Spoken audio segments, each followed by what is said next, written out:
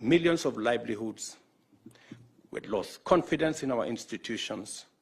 We had lost a lot of hope, and we had lost political sense.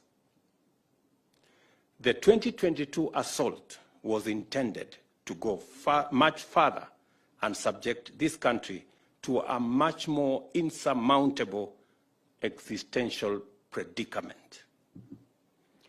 In the midst of this menacing storm of violent criminality, unrelenting corruption, and reckless determination to subvert the Constitution, dismantle institutions, and take our nation apart, a ray of courage and integrity was shown on us by God's grace. The leadership of the IEBC, comprising a minority of the commissioners, the Secretariat, and the staff of the Commission, rallied together and resolved to vindicate the democratic will of the people of Kenya. At great personal cost to themselves, they worked under extremely harrowing conditions to deliver an election which met the constitutional standard and announced results that were beyond reproach. Regrettably, IEBC officers were murdered in the course of duty by actors interested in compromising the elections. Many more were subjected to serious threats, coercion, intimidation, and all forms of pressure by emboldened agents of impunity. We now know that Chairman Wafula Chebukati, who is in this audience, and Commissioners Abdi Yakub Gulie and Boya Molu, as well as the CEO, Hussein Marjan, and their staff, were offered stupendous financial rewards to cooperate with the agents of impunity, but they bravely resisted. I think these good people deserve a clap, a much.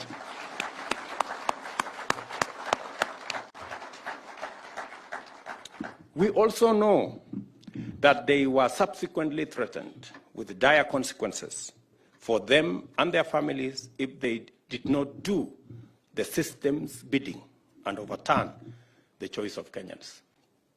Again, we know that they stood strong and firmly said no. Can we clap for these people?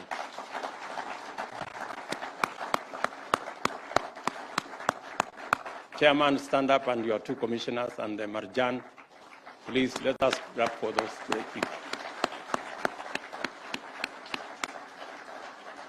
You may take your seats.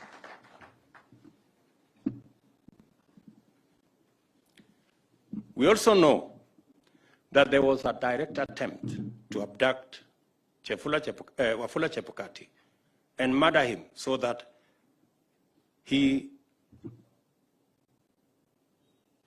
commission would be paralyzed, or a compliant commissioner take over and subvert the people's sovereignty. It was a hard, cold, and lonely time. The threats were dire. The promised rewards very lavish, and the pressure relentless. It matters always that a public officer endeavors to do the right thing.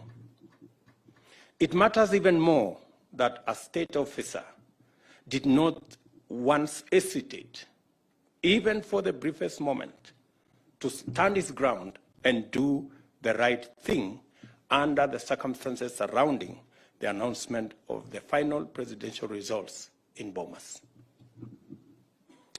We salute with great admiration the steadfast